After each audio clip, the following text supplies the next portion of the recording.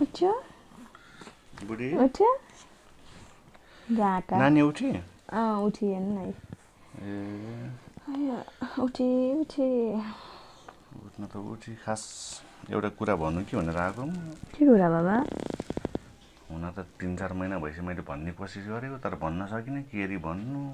के कुरा हो भन्नु न फेरि तिमी रिसाउँछौ होला भन्नै पर्ने कुरा छ भने त किन रिसाउनु नि राम्रो कुरा हो भने त रिसाउने कुरै भन नि मेरो चाहिँ खास 2 वर्ष जति भयो एउटा केटीसँग माया बसेको छ क्या केटीसँग माया बस्यो रे को केटी कहाँको केटी त्यही जोरपाटीको हो जोरपाटीको हो अस्ति नै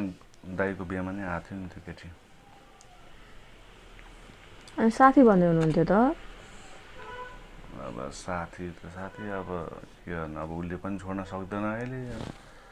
मैले पनि अब छोड्न नसक्ने अवस्थामा पुगेँ अब के गर्ने भयो क्या त्यस्तो बिना लप गरेको अब घरको सम्बन्ध क्लियर गर अनि आउँछु भनेर भन्छ अब यता तिमीलाई छोड्न पनि सक्दिन न उता सम्बन्ध जोगाउनु अब यस्तो फुल जस्तै छोरी चाहिँ म त मर्नु न बाँच्नु बडो चिन्तामा परेर म त सल्लाह गर्न आएको अब तपाईँ त्यो केटी बिना बस्नै नसक्ने बाँच्नै नसक्ने अब बिहे नै गर्ने भनेर भइसकेपछि अब गर्नु न बिहे गर्नु खुसी भएर बस्नु आफ्नो जिन्दगीलाई अगाडि बढाउनु मैले के भन्ने हो र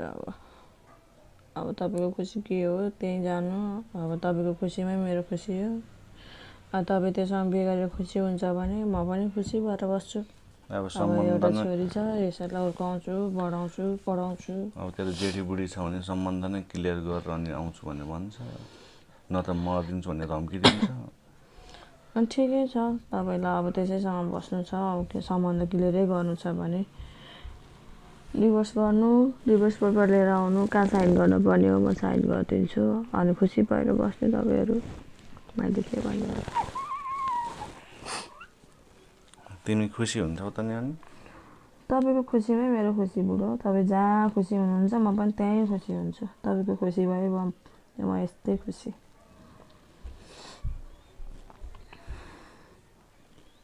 अब के गर्नु आँखा देखिएन अब माया अन्धो हुन्छ भन्थ्यो हो रहेछ हुन्छ मैले के भनेको छु त तपाईँ खुसी भएर बस्नु तपाईँको खुसी हेर्नु भनेको छु त मैले पनि म डिभोर्स पेपरमा साइन गर्नुपर्छ भने गरिदिन्छु भन्छ तिमी खुसी हुन्छौ भने अब म त्यही गर्छु नि त है आज म उता जान्छु होला त ल हुन्छ जानु